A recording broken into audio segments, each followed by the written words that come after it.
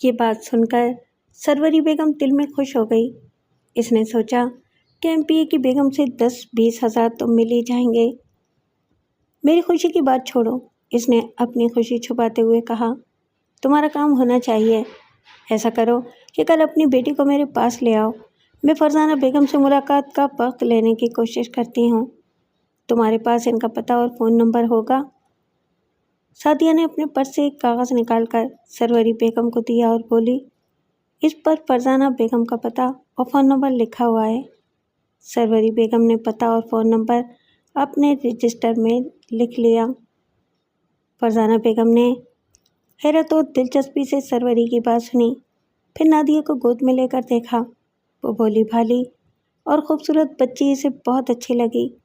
ایک حیرت انگیز بات اس نے یہ محسوس کی کہ اس بچی میں اس کے گمشدہ بیٹے اسد کی جھلک پائی جاتی تھی۔ وہ اس مماثلت کو محض اتفاق سمجھ رہی تھی، کیونکہ وہ اس حقیقت سے بے خبر تھی کہ وہ اس کے شوہر کی بیٹی تھی۔ سروری، یہ تو صحیح ہے کہ ہماری کوئی بیٹی نہیں ہے، اس نے کہا، لیکن ہم نے کسی پرائی بچی کو گود میں لینے کے بارے میں کبھی نہیں سوچا۔ اس بچی کے ماں باپ کا کیا نام ہے؟ بیگم صاحبہ، یہ بات راز میں رہے گی، سروری نے کہا۔ جو فیملی اس بچے کو گود میں لے گی، اسے اس کے ماں باپ کے بارے میں نہیں بتایا جائے گا، اور بچی کے ماں باپ کو گود لینے والی فیملی کے بارے میں نہیں بتایا جائے گا۔ فرزانہ بیگم نے مسکرا کر بچی کی طرف دیکھا، جو اپنے ننھے ننھے ہاتھوں سے اس کے چہرے کو پکڑنے کی کوشش کر رہی تھی۔ یہ تو بہت اچھی بات ہے، اس نے کہا۔ اس طرح کوئی مسئلہ پیدا نہیں ہوگا، نہ اس بچی کے لیے اور نہ دونوں خاندانوں کے لیے۔ اس کا نام کیا بتایا ہے تم نے؟ مہرالنساء۔ سروری نے نادیہ کا نام بھی بدل دیا تھا۔ ویسے اگر آپ چاہیں تو کوئی اور نام بھی رکھ سکتے ہیں۔ تم تو ایسے باتیں کر رہی ہو جیسے میں نے بچی کو گود لینے کا فیصلہ کر لیا ہے، فرزانہ بیگم نے کہا۔ تاہم حقیقت یہ تھی کہ اسے وہ بچی بہت اچھی لگ رہی تھی، بالکل گڑیا سی۔ ایک بات اور بھی ہے، سروری نے کہا، اس بچی کا باپ انصاری خاندان سے تعلق رکھتا ہے۔ اچھا، فرزانہ بیگم نے دلچسپی سے کہا، انصاری تو ہم بھی ہیں۔ بیگم صاحبہ، کئی بے اولاد جوڑے اس بچی کو گود لینے کے لیے تیار ہیں، سروری نے چالاکی سے کہا۔ ایک جوڑے نے 20,000 روپے کی آفر بھی دی ہے، لیکن بچی کی ماں بھی اور میں بھی یہ چاہتی ہوں کہ اس کی پرورش کسی اچھے خاندان میں ہو، اور اس وقت میری نظر میں آپ سے اچھا خاندان اور کوئی نہیں ہے۔ اس کے علاوہ اس بچی کا حسب نسب بھی آپ سے ملتا ہے۔ یہ دلائل بڑے مؤثر ثابت ہوئے اور فرزانہ بیگم تقریباً راضی ہو گئی۔ تمہیں 2 دن تک انتظار کرنا پڑے گا، اس نے کہا۔ سکندر صاحب اسلام آباد گئے ہوئے ہیں اور 2 روز کے بعد واپس آ جائیں گے۔ بیگم صاحبہ، میں تو 2 مہینے بھی انتظار کر سکتی ہوں، لیکن اس کی ماں بہت جلدی میں ہے۔ اس کا شوہر کل جرمنی سے واپس آ رہا ہے۔ وہ اس کے آنے سے پہلے بچی کا انتظام کرنا چاہتی ہے، کیونکہ میں آپ کو بتا چکی ہوں کہ شوہر کو بچی کا علم نہیں ہے۔ اسے یہی بتایا گیا تھا کہ بیٹا ہوا تھا، جو چند گھنٹوں کے بعد فوت ہو گیا تھا۔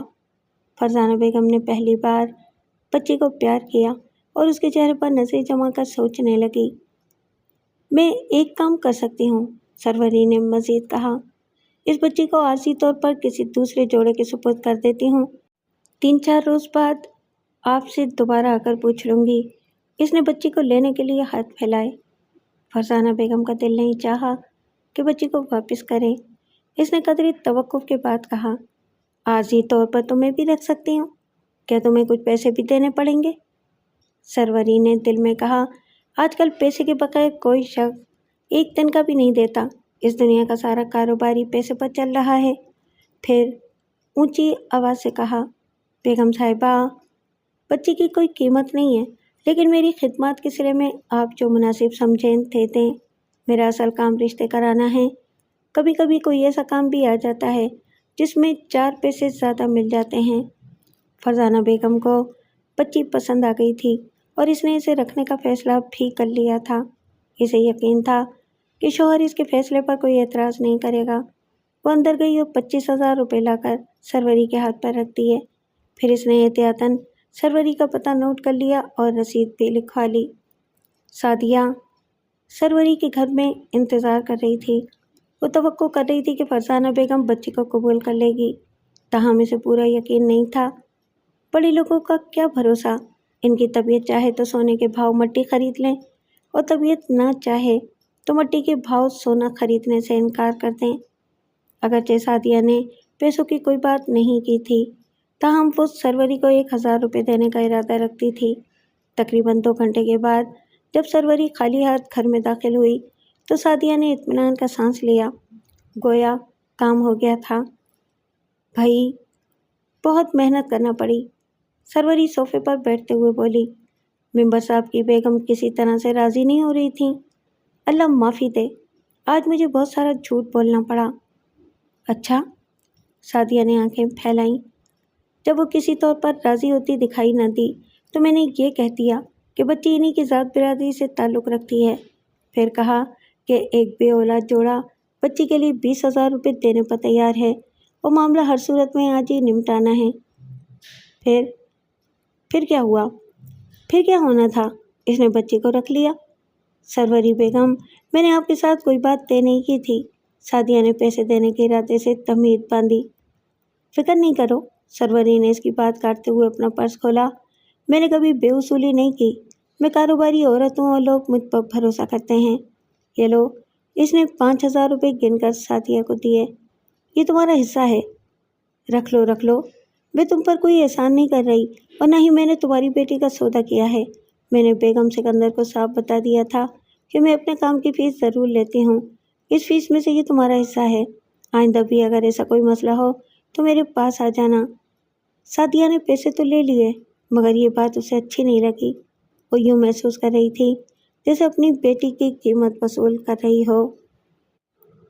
سکندر علی 1 ہفتے کے لیے اسلام آباد گیا تھا مگر بعض اہم معاملات کی وجہ سے 2 ہفتے سے زیادہ لگ گئے۔ جب اس کی کار بنگلے میں داخل ہوئی تو اس نے لان میں 2 بچوں کو کھیلتے دیکھا۔ ایک تو اس کا بیٹا ظفر تھا جس نے حال ہی میں پاؤں چلنا شروع کیا تھا، اور دوسری ایک خوبصورت بچی تھی جو ایک چھوٹی سی بیبی ٹرالی میں بیٹھی ہوئی تھی۔ سکندر علی یہ سوچ سکتا تھا کہ وہ کسی مہمان کی بچی ہوگی، لیکن بچی کی شکل و صورت نے اسے بہت کچھ سوچنے پر مجبور کر دیا۔ وہ کار سے اتر کر لان میں گیا اور آیا سے بچی کے بارے میں دریافت کیا۔ اسے بچی کے نقوش میں اپنا عکس نظر آ رہا تھا۔ آیا اس کی بات کا جواب دینے کے بجائے فرزانہ بیگم کی طرف دیکھنے لگی جو برآمدے کی سیڑھیاں اتر کر لان کی طرف آ رہی تھی۔ بیٹی پسند آئی؟ اس نے قریب پہنچ کر کہا۔ بیٹی؟ سکندر علی نے بھویں سکوڑیں۔ کس کی بیٹی؟ اسے اپنی ہی بیٹی سمجھو، اس کا نام شہزادی مہر النساء ہے۔ فرزانہ بیگم نے بچی کو گود میں اٹھا لیا۔ ہے نا خوبصورت؟ بچی چند لمحوں تک سکندر علی کی طرف دیکھتی رہی، پھر دونوں ہاتھ پھیلا کر اس کی طرف جھکی۔ لو جی، اس نے تو پہلی ہی نظر میں آپ کو پسند کر لیا ہے، کیسی بے چین ہو رہی ہے آپ کے پاس آنے کے لیے۔ یہ کون ہے؟ کس کی بیٹی ہے؟ یہ ایک بدبخت شخص کی بیٹی ہے۔ اس سے پہلے اس کی 2 بیٹیاں تھیں۔ اس نے اپنی بیوی کو دھمکی دی تھی کہ اگر تیسری بیٹی ہوئی تو اسے گھر سے نکال دے گا۔ بیوی نے شوہر کی دھمکی کے باعث اپنی بیٹی ہمیں دے دی اور شوہر کو، جو ان دنوں جرمنی میں ہے، یہ اطلاع بھجوا دی کہ اس کے ہاں مردہ بیٹا پیدا ہوا تھا۔ سکندر علی کو اس کہانی پر یقین نہیں آیا۔ اس نے برہمی سے کہا، تمہیں اتنا بڑا فیصلہ کرنے سے پہلے مجھ سے پوچھ لینا چاہیے تھا۔ اچھا، فرزانہ بیگم نے تیوری چڑھائی۔ اب مجھے کیا کرنا چاہیے؟ اس بچی کا گلا گھونٹ دوں یا اسے جمعدار کو دے دوں؟ اس کی ماں کا نام کیا ہے؟ سکندر علی نے پوچھا۔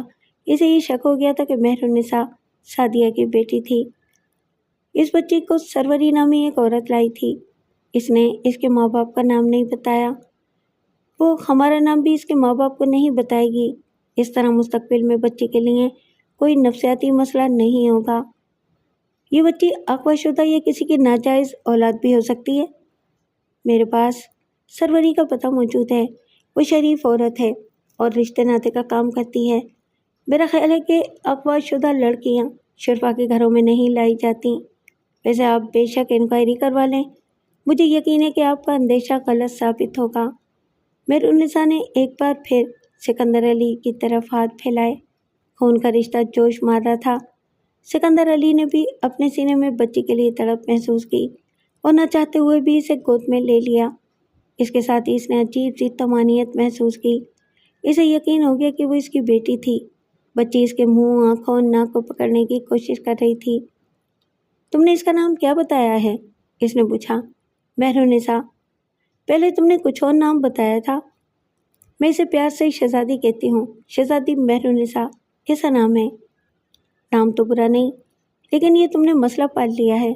اس وقت یہ معصوم اور بھولی بھالی ہے، اس لیے تمہیں اچھی لگتی ہے۔ جب تمہاری اپنی بیٹی ہو جائے گی تو یہ تمہیں اتنی اچھی نہیں لگے گی، پھر تم اس کے ساتھ انصاف نہیں کر سکو گی۔ فرزانہ بیگم باتوں سے زیادہ شوہر کے تاثرات کا جائزہ لے رہی تھی۔ اس نے اس کے رد عمل کا اندازہ کرنے کے لیے کہا، تو ایسا کرتے ہیں کہ اسے ملازمہ کو دے دیتے ہیں۔ اس کی کوئی اولاد نہیں ہے، وہ بہت خوش ہوگی۔ سکندر علی کو یہ تجویز اچھی نہیں لگی، بلکہ بہت بری لگی۔ بولا، یہ کسی اچھے گھر کی بچی معلوم ہوتی ہے، اس کے بارے میں کچھ سوچنا پڑے گا۔ اس نے مہرالنساء کو اپنی بیگم کی گود میں دے دیا اور اپنے گم شدہ بچے کے بارے میں سوچنے لگا، جو سیکورٹی ایجنسیوں کی مشترکہ کوششوں کے باوجود بازیاب نہیں ہو سکا تھا۔ اگلے روز دن کے 3 بجے سعدیہ سکندر علی کے دفتر میں داخل ہوئی۔ وہ خوب بن سنور کر آئی تھی اور بڑی پرکشش لگ رہی تھی۔ اس کی ٹیبل پر ایک نوخیز حسینہ بیٹھی ہوئی تھی۔ اس نے ٹائپ رائٹر سے ہاتھ روک کر سعدیہ کی طرف دیکھا اور اس کی آمد کا مقصد پوچھا۔ میرا نام سعدیہ عظیم ہے، سعدیہ نے اپنا تعارف کراتے ہوئے کہا۔ میں سکندر علی صاحب سے ملنا چاہتی ہوں۔ سیکرٹری نے اپنی ڈائری دیکھی اور بولی، صاحب اپائنٹمنٹ کے بغیر کسی سے نہیں ملتے۔ سعدیہ مسکرا کر بولی، میں بھی یہی کہا کرتی تھی۔ جی؟ سیکرٹری نے اپنی خوبصورت بھویں پھیلائیں۔ تم سے پہلے میں اس سیٹ پر کام کرتی تھی۔ اوہ، مجھے معلوم نہیں تھا، میں صاحب سے پوچھتی ہوں۔ سیکرٹری نے انٹرکام کا بٹن دبایا اور کہا، سر، مس سعدیہ عظیم آپ سے ملنا چاہتی ہیں۔ Okay sir. اس نے انٹرکام بند کر دیا اور سعدیہ سے کہا، جائیے۔ سعدیہ اپنے سابق باس کے شاندار دفتر میں داخل ہوئی اور سلام کرنے کے بعد کہا، سر، ممبر بننا مبارک ہو۔ بیٹھو۔ سکندر علی نے کرسی کی طرف اشارہ کیا۔ اس کے چہرے پر زبردست سنجیدگی نظر آ رہی تھی۔ سعدیہ کرسی پر بیٹھ گئی اور بولی، آپ میرے اندر آنے سے خوش نہیں ہیں؟ میں تمہاری شادی اور بچے کے بارے میں سننا چاہتا ہوں۔ سعدیہ کے لیے یہ سوال غیر متوقع نہیں تھا اور اس نے اس کا جواب بھی سوچ رکھا تھا۔ بولی، مجھے طلاق ہو گئی ہے۔ شوہر کو بچی کے بارے میں شک ہو گیا تھا۔ بچی کہاں ہے؟ سکندر علی نے برہمی سے پوچھا۔ شاید آپ کو میرا آنا اچھا نہیں لگا۔ سعدیہ اٹھنے کا ارادہ کرتے ہوئے بولی، سوری، میں نے آپ کو ڈسٹرب کیا۔ رکو۔ سکندر علی کا لہجہ اور زیادہ سخت ہو گیا۔ میں نے پوچھا ہے کہ بچی کہاں ہے؟ سر، میں بڑے ادب سے کہوں گی کہ یہ سوال پوچھنے کا آپ کو کوئی حق نہیں ہے۔ سعدیہ کھڑی ہو گئی، کیونکہ جس بچی کے بارے میں آپ سوال کر رہے ہیں اسے آپ نے قتل کرنے کا مشورہ دیا تھا، اور تم نے میرے مشورے پر عمل کرنے کے بجائے اپنی بیٹی کو دھوکے سے میری بیگم کے حوالے کر دیا۔ میں پوچھتا ہوں، اس حرکت سے تمہارا مقصد کیا ہے؟ سکندر صاحب، میں نے ایسی کوئی حرکت نہیں کی۔ میں نے آپ کے بنگلے میں کبھی قدم نہیں رکھا۔ لفظوں کا ہیر پھیر مت کرو۔ تم خود بنگلے پر نہیں گئیں، کسی عورت کے ذریعے بچی کو میری بیگم کے پاس بھیجا تھا۔ میں اندھا نہیں ہوں، اس بچی کے نقوش مجھ سے بہت ملتے ہیں۔ سر، بات یہ ہے کہ میں نے اپنی بچی ایک بے اولاد عورت کو دیتی تھی۔ سعدیہ نے جھوٹ بولا۔ وہ سکندر علی کی الجھن سے لطف اندوز ہو رہی تھی، کیونکہ میں بچی کی پرورش نہیں کر سکتی۔ ہو سکتا ہے کہ اس عورت نے بچی کو آپ کی بیگم صاحبہ کے ہاتھ فروخت کر دیا ہو۔ اگر آپ کو یقین ہے کہ وہ آپ ہی کی بچی ہے تو اب آپ اپنی خواہش کو آسانی سے عملی جامہ پہنا سکتے ہیں۔ کیا مطلب ہے تمہارا؟ میرا مطلب ہے کہ بچی کا گلا گھونٹ دیجیے۔ تمہارا دماغ تو ٹھیک ہے؟ تم مجھے ایک معصوم بچی کے قتل کا مشورہ دے رہی ہو؟ میں آپ کو آپ ہی کا مشورہ یاد دلا رہی ہوں۔ اس وقت بچی آپ کی آنکھوں کے سامنے ہے، اس وقت وہ میرے وجود کا حصہ تھی۔ سعدیہ، میں اس وقت بہت بااختیار آدمی ہوں، میرے ہاتھ بہت لمبے ہیں، مجھے دھوکہ دینے والا بچ کر نہیں جا سکتا۔ سر، میں نے کوئی جرم نہیں کیا، سعدیہ نے اطمینان سے کہا، نہ ہی آپ کو دھوکہ دیا ہے، لیکن آپ کے سامنے سب راستے کھلے ہیں۔ آپ مجھے قتل کروا سکتے ہیں، جیل میں بند کروا سکتے ہیں، بدمعاشوں کے حوالے کرا سکتے ہیں اور ہر قسم کی اذیت دے سکتے ہیں، لیکن ایک مفاہمت کا راستہ بھی ہے۔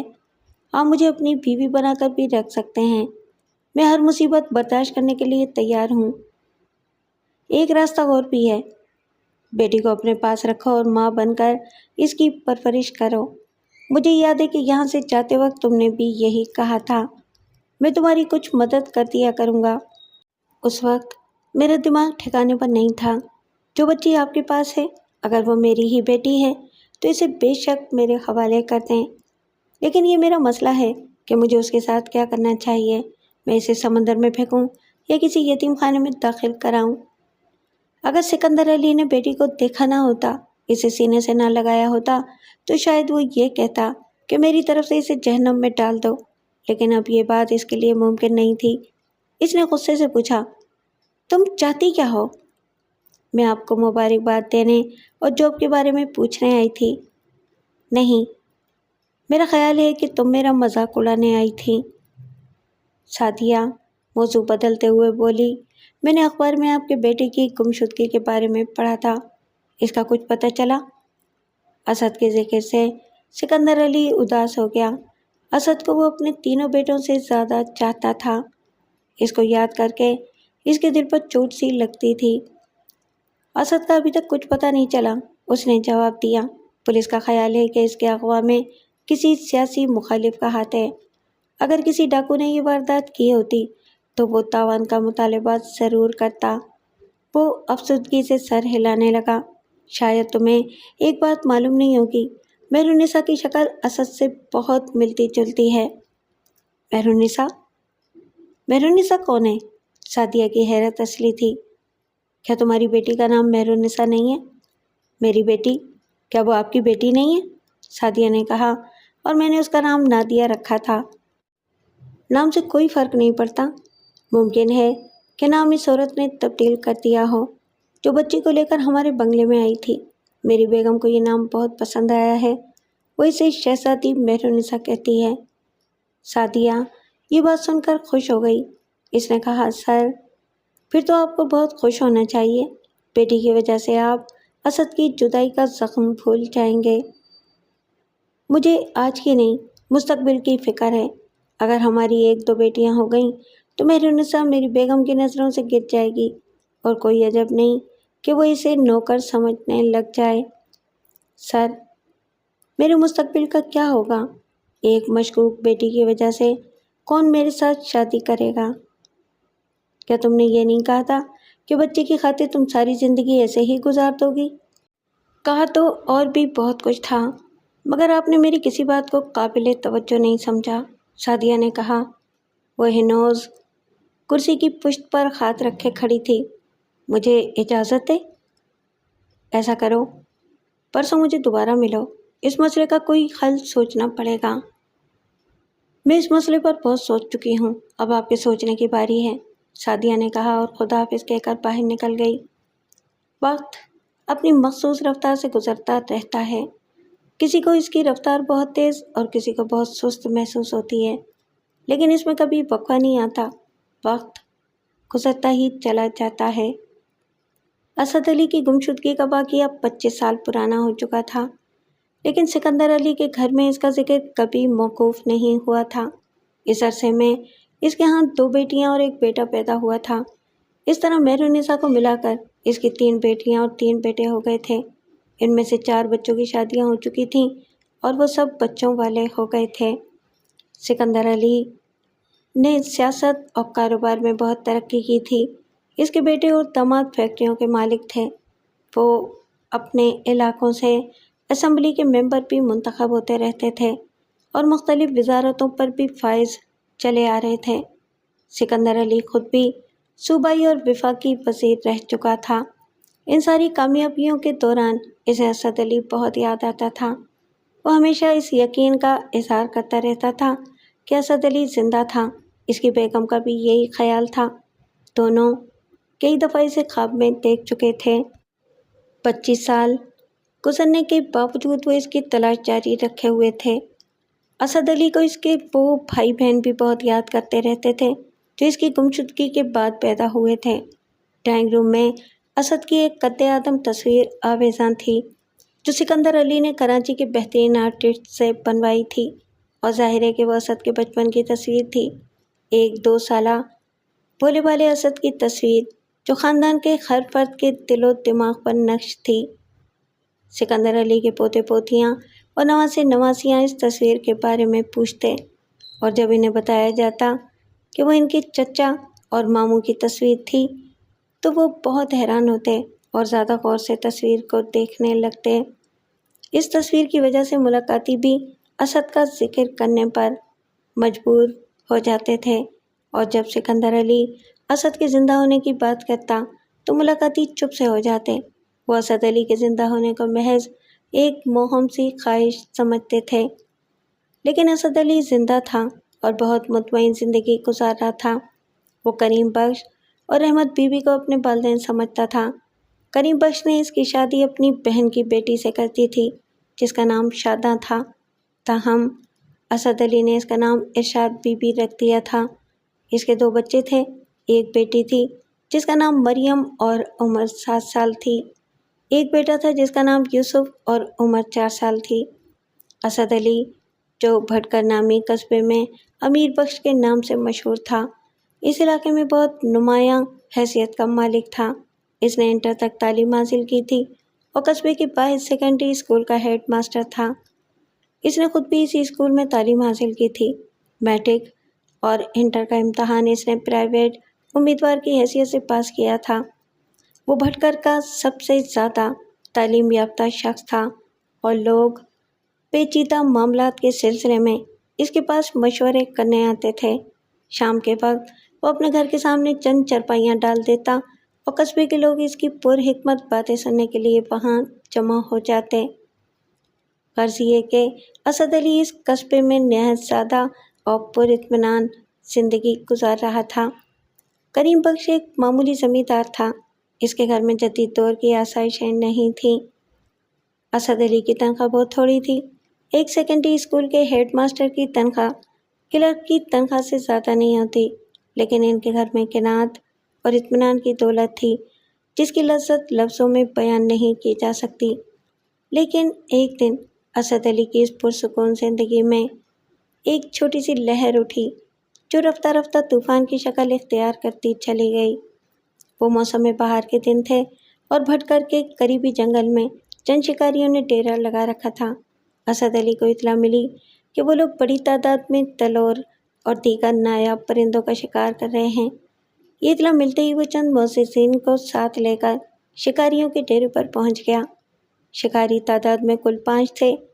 ان کے پاس ایک لینڈ روور اور ایک ڈبل کیبن مزدا پک اپ تھی۔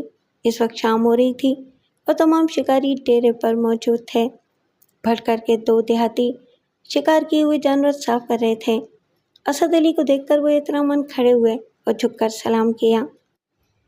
3 شکاری خیمے سے باہر آ گئے۔ 2 نے کندھوں پر شارٹ گنیں لٹکا رکھی تھیں۔ تیسرا جو عمر میں دونوں سے بڑا تھا خالی ہاتھ تھا۔ اس نے شکاریوں والا خاکی سوٹ پہن رکھا تھا۔ تینوں ناگواری سے اسد علی اور اس کے ساتھیوں کو دیکھنے لگے۔ میرا نام امیر بخش ہے، اسد علی نے اپنا تعارف کرایا۔ میں بھٹکر کے سیکنڈری اسکول کا ہیڈ ماسٹر ہوں۔ اس نے سلام کے لیے ہاتھ بڑھایا، لیکن شکاریوں نے اس کے بڑے ہوئے ہاتھ کو نظر انداز کر دیا۔ کام کی بات کرو، بڑے شکاری نے کہا۔ کیا چاہیے؟ آپ اپنا تعارف نہیں کرائیں گے؟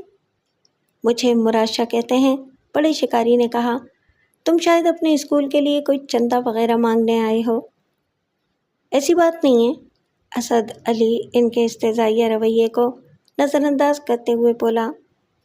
ہمارا اسکول سرکاری ہے اور ہم اس کے لیے چندہ اکٹھا کرنے کے مجاز نہیں ہیں۔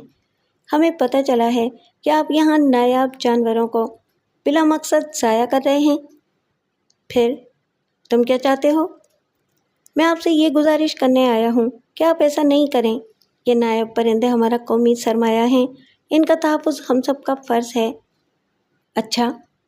मुराशा के होंठों पर इस्तेज़ाइया मुस्कुराहट नमूदार हो गई। तुम बच्चों के हेडमास्टर हो या जंगली जानवरों के? देखिए जनाब, मेरे पास कोई इख्तियार या ताकत नहीं है, असद अली ने शुष्ता लहजे में कहा। मैं सिर्फ एक नेक मशवरा देने आया हूँ। ये मुल्क हम सब का मुश्तरका घर है, इसकी हिफाजत हमारा इज्तिमाई फ़र्ज़ है।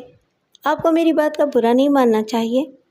असद अली बोल रहा था और मुराशा भवें सुकेड़ कर इसे घूर रहा था। इत्तेफाक की बात ये थी कि मुराशा असद अली के बड़े भाई मुनव्वर अली का दोस्त था और इनके ख़ानदानी हालात से अच्छी तरह वाकिफ़ था। जो बात इसे हैरान कर रही थी वो ये थी कि भटकर के इस हेडमास्टर की शक्ल मुनव्वर अली से बहुत मिलती जुलती थी। इसे यह भी मालूम था कि मुनव्वर अली का छोटा भाई बचपन में गुम हो गया था। हेडमास्टर साहब, आप कहाँ के रहने वाले हैं? उसने संजीदगी से पूछा। मैं भटकर का रहने वाला हूँ, असद अली ने कहा। यह गरीबों की एक छोटी सी बस्ती है, इसमें ज़्यादातर किसान रहते हैं। मेरी दरख्वास्त है कि जाने से पहले आप हमें मेहमान नवाजी का मौका ज़रूर दें। आपका लबो लहजा देहातियों वाला नहीं है। मैं थोड़ा सा पढ़ा लिखा भी हूँ, वैसे मेरी पैदाइश एक शहर में हुई थी। आप इतने हैरान क्यों हो रहे हैं? आपकी शक्ल मेरे एक दोस्त से मिलती है और वो कोई मामूली आदमी नहीं है, असेंबली का मेंबर है। ये कोई ताज्जुब की बात तो नहीं है। हर शख्स का कोई ना कोई हम शक्ल ज़रूर होता है, लेकिन ये मुशाबिहत सिर्फ सतही होती है, अंदर से हर आदमी मुख्तलिफ होता है। ताज्जुब की बात यह है कि मुनव्वर अली का एक छोटा भाई बचपन में गुम हो गया था। ये 25-26 साल पुरानी बात है। इसका नाम असद अली था और इसकी उम्र उस वक्त 2 साल थी। ये सुनकर असद अली उलझन का शिकार हो गया। अगरचे करीम बख्श और रहमत बीबी ने नहायत मोहब्बत और शफ़क़त से इसकी परवरिश की थी, लेकिन इस बारे में वो हमेशा शक का शिकारी रहा था। वो खुद को किसी और दुनिया और ख़ानदान का फ़र्द महसूस करता था, लेकिन चूँकि वो अपने हालात से बहुत मुतमईन था, इसलिए उसने इस मामले में कभी छानबीन नहीं की थी। शाह साहब, कहाँ असेंबली मेंबर और कहाँ एक मामूली स्कूल का हेड मास्टर। मेरे वालिदैन ज़िंदा हैं और इसी बस्ती में रहते हैं, इसने कहा। शक्ल सूरत की मुशाबहत इत्तफाक़ी बात मालूम होती है। मुराशा इस जवाब से मुतमईन नहीं हुआ। वो अगली सुबह अपने एक शिकारी दोस्त के हमरा भटकर पहुंचा और लोगों से असद अली के बारे में पूछगछ करता रहा। इसी असना में से याद आया कि असद अली की बाईं पिंडली पर जख्म का निशान था। वो कस्बे के सेकेंडरी स्कूल पहुंचा और बातों के दौरान असद अली की बाईं पिंडली देखने की ख्वाहिश जाहिर की। असद अली ने कदरे तामुल करते हुए पिंडली दिखा दी। वहाँ जख्म का निशान मौजूद था।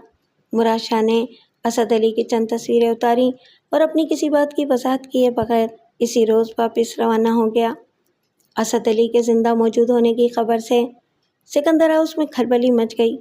सिकंदर अली अपने 2 बेटों और चंद मसाहिबों के हमरा फ़ौरन भटकर रवाना हो गया। फरसाना बेगम ने बेटे की बाजियाबी की खुशी में शानदार ज़ियाफ़त का एहतमाम करना शुरू कर दिया। सिकंदर हाउस को दुल्हन की तरह सजाया जाने लगा। मेहमानों के लिए ख़ास किस्म के दावती कार्ड अर्जेंट तबात के लिए दे दिए गए। हर शख्स एक दूसरे को मुबारकबाद दे रहा था। फरसाना बेगम की आंखों से बात बात पर खुशी के आंसू छलक पड़ते थे। उधर अगली सुबह भटकर में गाड़ियों का जुलूस पहुंचा तो सारा गांव उमंड आया। इस जुलूस में प्रेस और टीवी के नुमाइंदों की चंद गाड़ियां भी शामिल थीं। एक गाड़ी में चंद पुलिस ऑफिसर्स भी थे जो सादा लिबास में थे। ये जुलूस मुराद शाह की रहनुमाई में करीम शाह के घर के सामने पहुंचकर रुक गया। असद अली इस वक्त स्कूल जाने की तैयारी कर रहा था।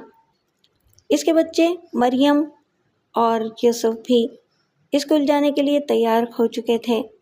शोर की आवाज़ सुनकर असद अली बाहर निकला और गाड़ियों का जुलूस देखकर शुश्तर रह गया। वो मामूल के मुताबिक सादा सी शलवार कमीज में मलबूस था। कमीज के ऊपर इसने सस्ते कपड़े की स्याह बास्केट पहन रखी थी। सबसे करीब तरीन पजेरो गाड़ी से 3 अफराद बाहर आए। इनमें 2 नौजवान और एक मोहम्मद शख्स था जिसने फ्लैट हेड और सूट पहन रखा था। असद अली हैरत से इन लोगों को देख रहा था। ان تینوں کے نقوش اس سے بہت ملتے جلتے تھے۔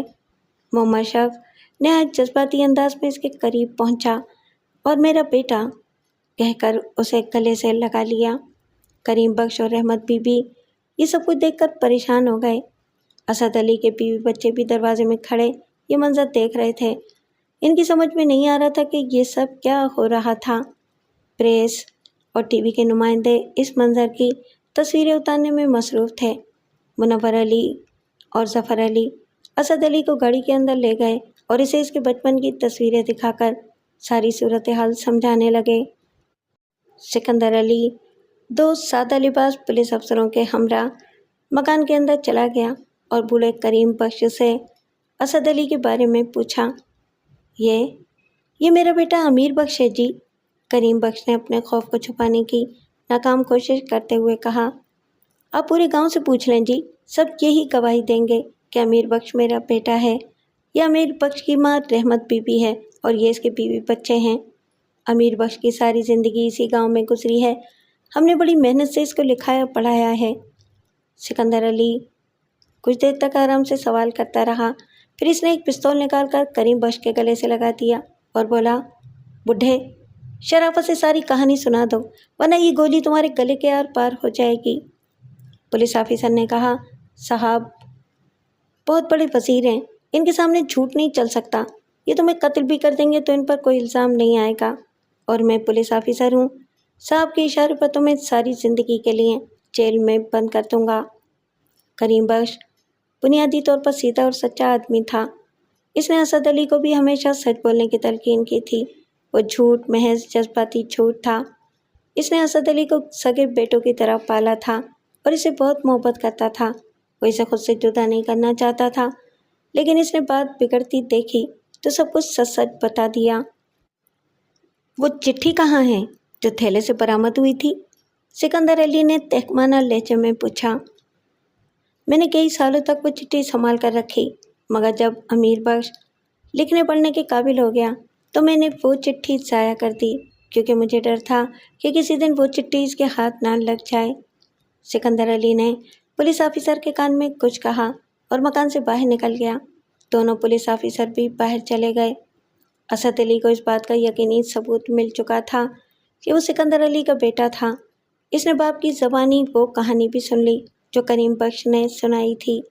اتنے میں کریم بخش بھی باہر آ گیا اور ہاتھ جوڑتے ہوئے بولا، بیٹے ہم نے اس لیے تمہیں اصل بات نہیں بتائی تھی کہ تمہیں اپنی ماں باپ کی جدائی کا دکھ ہوگا۔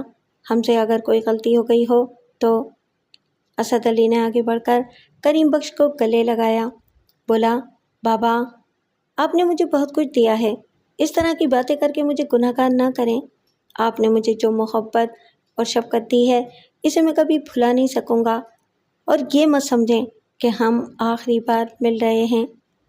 رحمت بی بی بھی باہر آ گئی تھی اور بہت مایوس نظر آ رہی تھی۔ اسد علی اس سے بھی سر جھکا کر ملا۔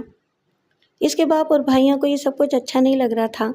وہ سخت بیزاری سے کریم بخش اور اس کی بیوی کو گھور رہے تھے اور اسد علی کو جلدی چلنے کے لیے کہہ رہے تھے۔ سر آپ کو کچھ انتظار کرنا پڑے گا۔ اسد علی کی سمجھ میں نہیں آ رہا تھا کہ وہ باپ کو کس طرح مخاطب کرے، کیونکہ اس کا ذہن ابھی اسے باپ کی حیثیت سے قبول کرنے پر تیار نہیں ہوا تھا۔ مجھے اسکول کا انتظام کسی کے سپرد کرنا پڑے گا، اس کے علاوہ میرا سامان اور… بھائیوں نے اس کی بات پر کہا لگایا۔ پھر منور علی نے کہا، میرے پیارے بھائی ڈیڈی کو سر کہہ رہے ہو؟ ظفر علی نے کہا، بھائی جان سامان اور اسکول کی فکر نہ کریں، اگر آپ کو پڑھانے کا اتنا ہی شوق ہے تو ہم آپ کو شاندار قسم کا انگریزی اسکول کھلوا دیں گے اور سامان کے لیے پورا اسٹور خرید لیں گے۔ بڑے بھائی نے کہا، گھر پہنچ کر آپ یہاں کی ہر چیز بھول جائیں گے۔ باپ نے کہا، کل تم اپنی پسند کی کار خرید لینا اور جہاں چاہے گھومنا پھرنا، پھر دنیا تمہاری پیروں کے نیچے ہوگی۔ اسد علی کو ان باتوں پر حیرت ہو رہی تھی۔ وہ باپ اور بھائیوں کو بھی حیرت سے دیکھ رہا تھا۔ منور اور ظفر کی رنگت سرخ و سفید، چہرے کی جلد نرم مگر تاثرات سخت تھے۔ اس کے برعکس اسد کی رنگت گندمی، چہرے کی جلد سخت مگر تاثرات نرم تھے۔ وہ بھائیوں کے مقابلے میں دبلا پتلا اور غربت کا مارا ہوا لگتا تھا۔ چلو بھائی بیٹھو، सिकंदर अली ने कहा। वो अखबारी नुमाइंदों के सवालात के जवाब देने से फारिग हुआ था। वापसी का सफ़र शुरू करें। असद बेटे, तुम मेरे पास बैठो। असद का ज़हन पूरी तरह उलझ गया था। इसकी समझ में कुछ नहीं आ रहा था कि क्या हो रहा था। इसे यूँ महसूस हो रहा था कि इसकी ज़िंदगी की बहुत सी कीमती चीज़ें पीछे रहती जा रही थीं। अचानक इसकी नज़र दरवाजे की तरफ उठ गई। इसने देखा कि इसका बेटा यूसुफ और बेटी मरियम खाली और वीरान नज़रों से इसकी तरफ देख रहे थे। इनकी माँ, जो इरशाद बीबी से दोबारा शादाम बन गई थी, दोनों बच्चों के दरमियान खड़ी अपने आंसू ज़ब्त करने की कोशिश कर रही थी। करीम बख्श की दोनों बेटियां फातिमा और सायरा भी वहां पहुंच गई थीं। वो सब सन्नाटे के आलम में दरवाजे के सामने खड़े थे। सिकंदर अली के कर्रोफर के बाइस वो अपने अंदर शिकवा करने की जुर्रत भी नहीं पा रहे थे। वो शख्स जो इनका अपना और प्यारा था, अचानक एक मुकम्मल अजनबी बन गया था। असद अली सबको एक तरफ हटाता हुआ दरवाजे की तरफ बढ़ा और झुक झुक कर सबको सलाम करने लगा। इसने सायरा और फातिमा के सामने सर झुकाया और कहा, मेरी प्यारी बहनों, मेरे सर पर हाथ फेरो और मुझे दुआओं के साथ रुखसत करो। दोनों बहनों ने इसके सर पर हाथ रखकर दुआ देने की कोशिश की तो इनकी आवाज़ भर्रा गई और आंखें आंसुओं से तर हो गईं। फातिमा के मुंह से सिर्फ इतना निकला, अमीर भाई, हमें भूल न जाना। असद अली ने दीगर लोगों की तरफ देखा तो इसे सबके चेहरों पर यही लिखा दिखाई दिया, अमीर बख्श, हमें भूल न जाना। अमीर बख्श, हमें भूल न जाना। अमीर बख्श, हमें भूल न जाना। असद ने नन्हे यूसुफ को गोद में उठा लिया, मरियम की उंगली पकड़ी और बीवी से कहा, इरशाद बीबी, आओ चलें। मुनव्वर अली जल्दी से आगे बढ़ा और पूछा, असद भाई, ये कौन लोग हैं? ये मेरे बीवी बच्चे हैं, असद ने जवाब दिया। मुनव्वर अली ने हिकारत से इस देहाती औरत की तरफ देखा जिसे इसका भाई अपनी बीवी कह रहा था। ये लोग बाद में आ जाएंगे, उसने कहा। मेरा ख्याल है कि गाड़ी में जगह भी नहीं होगी। आपको शायद मेरे बीवी बच्चे पसंद नहीं आए। कोई बात नहीं, मैं भी बाद में आ जाऊंगा। बाप ने सूरत हाल बिगड़ते देखकर कहा, कोई बाद में नहीं आएगा, गाड़ियों में बहुत जगह है। असद अली ने बच्चों को पजेरों में बिठाया और बीवी के हमरा अंदर से कुछ ज़रूरी चीज़ें उठा लाया। 15 मिनट के बाद काफिला वापस रवाना हो गया, लेकिन पुलिस की एक गाड़ी रुकी रही। जब काफिला नज़रों से ओझल हो गया तो पुलिस ने करीम बख्श और रहमत बीबी को अगवा के इल्ज़ाम में गिरफ्तार कर लिया। ज़ियाफ़त शुक्राना में 1000 से ज़्यादा मेहमान मौजूद थे। इनमें सियासी अमायदीन और मुअज़्ज़िज़ीन शहर की एक कसीर तादाद शामिल थी। सिकंदर हाउस में रंग और नूर का सैलाब उमड़ हुआ था। असद अली मेहमानों की तवज्जो का मरकज़ बना हुआ था। वो इस सूट में मलबूस था जो इसके लिए अर्जेंट तौर पर सिलवाया गया था। सिकंदर अली बड़े फ़ख्र से इसका तारुफ करा रहा था, लेकिन असद इस माहौल में ख़ुद को अजनबी महसूस कर रहा था। खुसूसन महफिल में शरीक फैशनेबल लड़कियों और औरतों से इसे बहुत हिजाब महसूस हो रहा था। भड़कदार साड़ियों में मलबूस नंगे पेटों वाली औरतें इसे बहुत बुरी लग रही थीं। बड़ी उम्र की फरपानदाम औरतों की कमरों पर पड़े हुए चर्बी के बल इसकी नज़र में इंतहाई कराहियत आमेज़ थे। इसने अपनी सारी ज़िंदगी में इतनी उरियानी नहीं देखी थी जो इस कोठी के लान में जमा थी। जब औरतें इससे मिलने आती तो बाज़ औक़ात इसका सर इतना झुक जाता कि ठोरी सीने को छूने लगती। बाज़ चीज़ें इसके लिए हैरत का बाइस थीं। मसलन खाना ज़रूरत से ज़्यादा पकाया गया था। ऐसा उम्दा और मुरक्कन खाना अहले भटकन ने खाना तो कुजा कभी देखा तक नहीं था, और जितना खाना ज़ाया हुआ था इससे एक छोटा सा गांव सैर हो सकता था। असद अली को ये मालूम नहीं था कि इसकी बीवी बच्चों को एक छोटे से बेडरूम में मुक़य्यद कर दिया गया था जो बालाई मंजिल पर वाक़ था। बेडरूम के दरवाजे पर एक मुलाजिम की ड्यूटी लगा दी गई थी। ये मुलाजिम बज़ाहिर इरशाद बीबी की खिदमत पर मामूर था, मगर दर हकीकत उसकी ड्यूटी ये थी कि इरशाद बीबी और इसके बच्चे कमरे से बाहर न जाएं और कोई मुअज़्ज़िज़ मेहमान कमरे के अंदर न जाए। इन्हें रात का खाना कमरे में ही दे दिया गया था। जब असद अली मेहमानों को रुखसत करके कमरे में पहुंचा तो बच्चे सो चुके थे और इरशाद बीबी बिस्तर के किनारे पर बैठी फ़ज़ा में घूर रही थी। इसकी हालत इस जंगली हिरनी की सी हो रही थी जिसे अचानक सोने के पिंजरे में कैद कर दिया गया हो। तुम अभी तक सोई नहीं? असद ने पूछा। आपका इंतज़ार कर रही थी। असद ने कोट उतार कर एक तरफ फेंका और बाथरूम में जाकर कपड़े बदलने लगा। मुझे ये सब कुछ अच्छा नहीं लगा। इसने अपने ढीले ढाले कपड़ों में इत्मीनान का सांस लिया। आधी रात तक जागने और मुरक्कन खाना खाने वाले लोग काम किस तरह करते होंगे? अमीर लोगों को खुद काम करने की क्या ज़रूरत है? इरशाद बीवी ने पते की बात बताई। इनके सारे काम तो नौकर करते हैं, ये लोग सिर्फ तफरीह और आराम करते हैं। असद अली बिस्तर पर लेट गया। इसकी आंखें नींद से बंद हो रही थीं। इरशाद बीबी ने डरते डरते कहा, एक बात कहूँ, नाराज़ तो नहीं होंगे? मैं पहले कभी तुम्हारी बातों पर नाराज़ हुआ हूँ? उसने लेटे लेटे कहा। जो कहना चाहती हो खुलकर कहो। वो मैं ये कहना चाहती हूँ कि यहाँ की नौकरानियाँ भी मुझसे अच्छी हैं। हाँ, आप मुझे तलाक तो नहीं दे देंगे? तुम मेरे बच्चों की माँ हो और तुमने मेरे साथ कोई ज्यादती भी नहीं की। मैं तुम्हें क्यों तलाक दूंगा? इरशाद बीबी ने मजबूती से शोहर का हाथ पकड़ लिया। इसे महसूस हो रहा था कि असद अली के बाप की दौलत ने इनके दरमियान पहले ही दिन दूरियां पैदा करना शुरू कर दी थीं, और इसका अंदाज़ा गलत नहीं था। असद अली के घर में किसी ने भी इसे पसंद नहीं किया था। चंद रोज़ दावतों में गुजर गए। इन दावतों में सिर्फ असद को मदऊ किया जाता था। इसकी बीवी और बच्चे नौकरों की निगरानी में वक्त गुजार रहे थे। एक सुबह फरजाना बेगम ने असद को लिविंग रूम में तलब किया। वहाँ दो टेलर मास्टर भी मौजूद थे। पहले टेलर मास्टर ने असद का नाप लिया और पूछा, बेगम साहिबा, कितने जोड़े तैयार करने हैं? ऐसा करो, 15 जोड़े शलवार कमीज़ और 10 जोड़े कुर्ते पजामे के तैयार कर दो। फिलहाल इतने ही काफ़ी हैं, 2-3 महीने के बाद और बनवा लेंगे। अम्मा, इतने कपड़े मैं क्या करूँगा? असद ने कहा, मुझे कोई दुकान तो नहीं खोलनी? डोंट बी सिली, फरजाना ने इसे सर्जिश की। कॉल मी मम्मी, ठीक है? यस मम्मी, असद ने बड़ी मुश्किल से कहा। इसने सारी ज़िंदगी देहात में गुजारी थी और इस बनावटी दुनिया से दूर रहा था। वो करीम बख्श को बाबा और रहमत बीबी को अम्मा कहता था, और ये दो लफ्ज़ इसे बहुत अच्छे लगते थे। इसकी ख्वाहिश थी कि वो अपने असली माँ बाप को भी इन्हीं अल्फाज से पुकारे, ताकि इसके दिल में इनके लिए असली मोहब्बत पैदा हो। लेकिन माँ बाप मम्मी और डैडी कहलवाने पर मुसिर थे।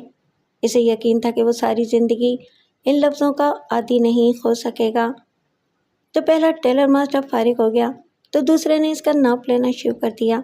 वो खासा खुशपोश और बारोब शख्स था और दर्जी से ज़्यादा सरकारी अफसर लग रहा था।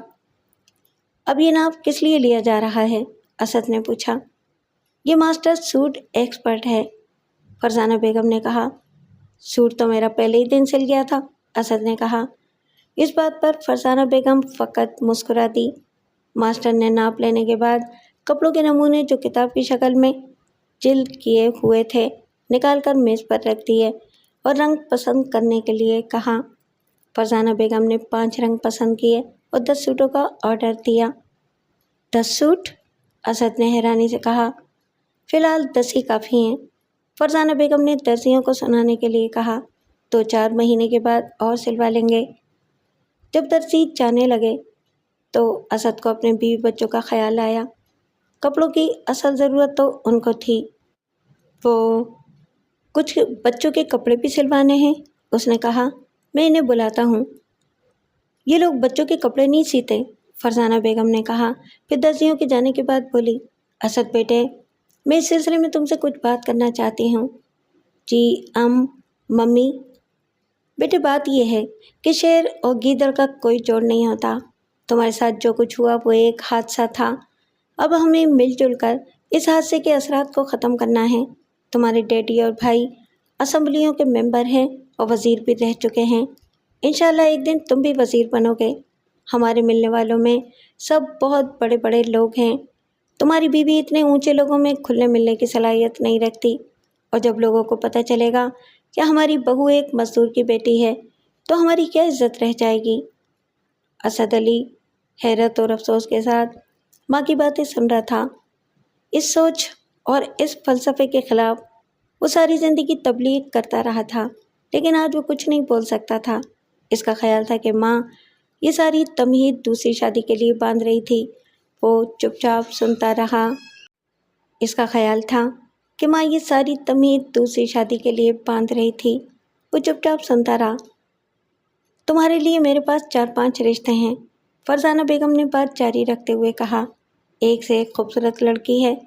2-4 दिन में तुम अपनी आंखों से इन लड़कियों को देख लोगे। सब ऊंचे घरानों की लड़कियां हैं और आला तालीम याफ्ता हैं। क्या ये मेरी पहली बीवी को कबूल कर लेंगी? इसे तलाक देकर घर भेज दो। इस बात से असद को शदीद सदमा पहुंचा। इसने पूछा, क्या मैं बच्चों को माँ से जुदा कर दूं? बच्चे भी उसके साथ ही जाएंगे। माँ का लहजा फैसला कुन था। एक गंवार औरत के बच्चों को हमने रखकर क्या करना है? माँ का फैसला सुनकर असद शुजतर रह गया, लेकिन इसने खामोश रहना ही बेहतर समझा।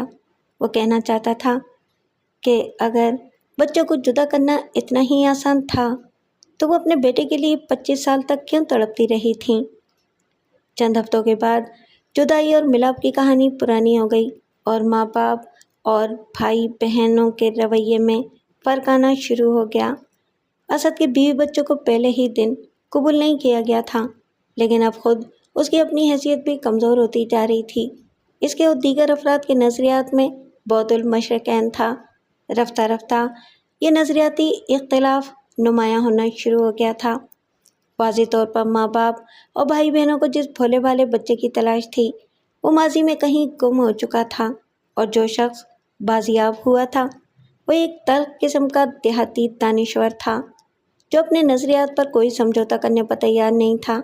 5वें हफ्ते ड्राइंग रूम में लगी हुई इसकी 25 साल पुरानी तस्वीर उतार दी गई। फरजाना बेगम ने शादी की उम्मीदवार जिन लड़कियों का असद से तारुफ कराया था, इनमें तरन्नुम नामी एक शौक लड़की भी थी। वो एक मगरिब पसंद ख़ानदान से ताल्लुक़ रखने वाली थी। कॉन्वेंट स्कूल की तालीम याफ्ता और आज़ाद ख़याल लड़की थी। फरजाना बेगम की खुसूसी हिदायत पर इसने असद को शीशे में उतारने की कोशिशें शुरू कर दी थीं, लेकिन असद इतना आज़ाद ख़याल नहीं था कि एक नामहरम लड़की से बेतकल्लुफ़ होना उसके लिए बहुत ही मुश्किल था। लड़कियों और औरतों से बात करते वक्त वो अपनी आंखें नीची रखता था। एक दिन तरन्नुम ने चिढ़कर कहा, आप इतने बनते क्यों हैं? क्या मैं इतनी बुरी हूँ? क्या आप मेरे साथ बात भी नहीं कर सकते? ऐसी तो कोई बात नहीं है, असद ने संजीदगी से कहा, लेकिन मेरा ख्याल है कि नामहरम मर्दों और औरतों के दरमियान अशद ज़रूरत के वक्त गुफ्तगू होनी चाहिए और गुफ्तगू के दौरान हिजाब बरकरार रहना चाहिए। पेंडू, तरन्नुम ने ज़ेरे लब कहा, फिर ऊंची आवाज़ से बोली, हर सोसाइटी के अपने आदाब होते हैं। देहातियों के और आदाब होते हैं और हाई सोसाइटी के और आदाब। आपको ये बात भूलनी नहीं चाहिए कि अब आप हाई सोसाइटी के मेंबर बन चुके हैं। आपको फरसुदा आदाब को तलाक दे देना चाहिए। तरन्नुम बीबी, अगर आदाब से मुराद रस्म व रिवाज या सकाफत है तो तुम्हारी बात ठीक है, लेकिन अगर आदाब से मुराद ज़िंदगी का फ़लसफ़ा है तो फिर तुम्हारी बात गलत है। कामयाब ज़िंदगी का एक ही फ़लसफ़ा है, ख़्वाह मामला शहर का हो या देहात का। मैंने जो उसूल बताया है वो फ़लसफ़े से ताल्लुक़ रखता है, और जहाँ तक ऊंची सोसाइटी का ताल्लुक़ है तो मैं ये कहने से बाज नहीं रह सकता कि ये सोसाइटी खुद नुमाई और तंग नज़री के खौल में बंद है। इस सोसाइटी में शामिल होने की बुनियादी शर्त दौलत और बेहयाई है। जो इस शर्त पर पूरा नहीं उतरता वो इस खौल में दाखिल नहीं हो सकता। ये गुफ्तगू स्विमिंग पूल के करीब लान के एक गोशे में हो रही थी। चंद लम्हों के बाद 3 नौजवान लड़कियां, जिनमें असद की छोटी बहन इशरत भी शामिल थी, इमारत से निकलकर स्विमिंग पूल की तरफ बढ़ती दिखाई दी। उन्होंने स्विमिंग कॉस्ट्यूम पहन रखे थे, जिनके ऊपर ढीले ढाले गाउन पहने हुए थे। स्विमिंग पूल के किनारे पर एक सहरंगी छतरी इस्तादा थी, जिसके नीचे एक मेज़ और 4 कुर्सियां रखी थीं। इस छतरी के नीचे पहुंचकर तीनों ने अपने गाउन उतारकर कुर्सियों पर रख दिए और अपने जिस्मों पर कोई लोशन मलने लगीं। इस वक्त दिन के 12 बजे थे और चारों तरफ चमकदार धूप फैली हुई थी। असद अली ने यह मंजर देखा तो उसके चेहरे पर सख्त नागवारी नजर आने लगी। तरन्नुम ने इसके तासुरात से लुत्फ़अंदोज़ होते हुए कहा, اب آپ کہیں گے کہ یہ لڑکیاں بہت بری حرکتیں کر رہی ہیں، حالانکہ سوئمنگ میں کوئی برائی نہیں ہے اور شلوار قمیض پہن کر سوئمنگ نہیں کی جا سکتی۔ اگر مرد نیکر پہن کر نہا سکتے ہیں تو عورتیں کیوں نہیں نہا سکتی؟ کیا مرد اللہ میاں سے خصوصی اجازت لے کر آئے ہیں؟ اسد نے منہ دوسری طرف پھیر لیا اور اپنے غصے کو دباتے ہوئے بولا، ہاں یہ برائی ہے۔ عورت و مرد دونوں کی کچھ حدود ہوتی ہیں، انہیں ان حدود کے اندر رہنا چاہیے۔ جو شخص سوئمنگ پول بنوا سکتا ہے وہ اس کی گرد چار دیواری بھی بنوا سکتا ہے۔ کہنے کا مطلب یہ ہے کہ سوئمنگ میں کوئی برائی نہیں ہے، برائی کھلے عام سوئمنگ میں ہے۔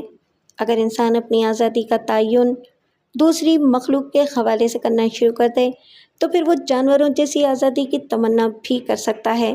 جانور نہ لباس پہنتے ہیں اور نہ ہی رسوم و قیود کے پابند ہیں۔ بات تو ٹھیک ہے، ترنم نے شوخی سے کہا، آخر جانوروں کو اتنی آزادی کیوں ملی ہوئی ہے؟ اسد کرسی سے اٹھا اور سوئمنگ پول کی مخالف سمت سے واپس چل پڑا۔ وہ نہیں چاہتا تھا کہ سوئمنگ کرتی ہوئی لڑکیوں پر اس کی نظر پڑے۔ ترنم بھی اٹھ کر اس کے پیچھے لپکی۔ واٹ اے نون سینس، وہ زیر لب کہہ رہی تھی، بتائے بغیر ہی اٹھ کر چل دیے۔ بنگلے کے سامنے والے حصے میں سکندر علی اور بیگم سکندر علی چند دوسرے افراد کے ہمراہ ایک نئی ہنڈائی کار کا جائزہ لے رہے تھے۔ آؤ بیٹا اسد، سکندر علی نے کہا، ہم تمہارا ہی انتظار کر رہے تھے، ان سے ملو۔ اس نے قریب کھڑے ایک اتھیڑ منہ شخص کی طرف اشارہ کیا۔ یہ شاہین موٹرز لمیٹڈ کے MD صفدر شیرازی ہیں، اور یہ شیرازی، یہ میرا بیٹا اسد علی ہے۔ شیرازی نے اسد سے ہاتھ ملاتے ہوئے کہا، بہت خوشی ہوئی آپ سے مل کر، واپسی مبارک ہو۔ اسد نے چند رسمی الفاظ کہے۔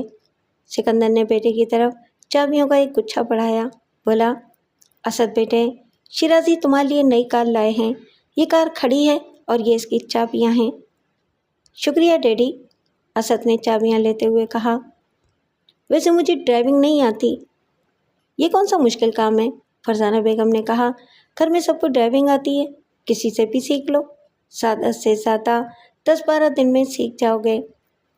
میں آپ کو ڈرائیونگ سکھا دوں گی، ترنم نے کہا۔ ہاں یہ ٹھیک ہے، فرزانہ بیگم نے تائید کی، تم اسے ڈرائیونگ سکھا دیا کرو، باتوں میں دونوں کا دل بھی لگا رہے گا۔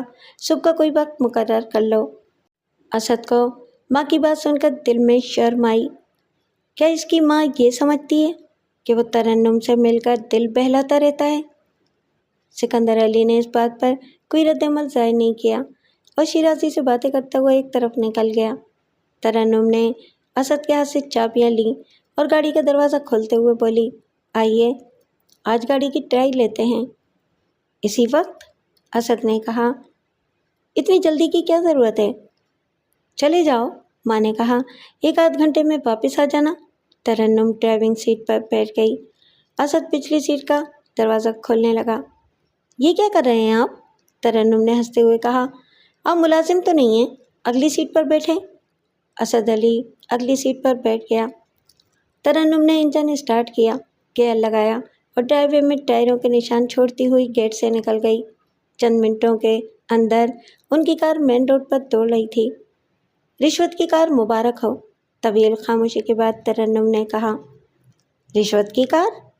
اسد نے حیرانی سے کہا، تم مذاق کر رہی ہو، اتنی مہنگی کار کون دیتا ہے رشوت میں؟ زیادہ مہنگی نہیں ہے، زیادہ سے زیادہ 14-15 لاکھ روپے کی ہوگی۔ تمہارے خیال میں 14-15 لاکھ معمولی رقم ہے؟ جہاں کروڑوں کی رشوت چلتی ہو وہاں 14-15 لاکھ کی کیا حیثیت؟ شیرازی نے ایک کار دی ہے، ابھی تمہارے ڈیڈی سے 10 کام نکلوائے گا، 2-4 ٹینڈر پاس کروا لے گا اور چند ٹھیکے حاصل کر کے ایک کی 4 کاریں بنا لے گا۔ میں یہ کار نہیں لوں گا، اسد نے مضبوط لہجے میں کہا، میرے بابا نے مجھے ہمیشہ حلال کی روزی کھلائی ہے۔ ترنم نے کہا لگایا اور بولی، چند مہینوں کے اندر تمہاری ایمانداری کے غبارے سے ہوا نکل جائے گی۔ سوال یہ ہے کہ کس کس چیز سے انکار کرو گے؟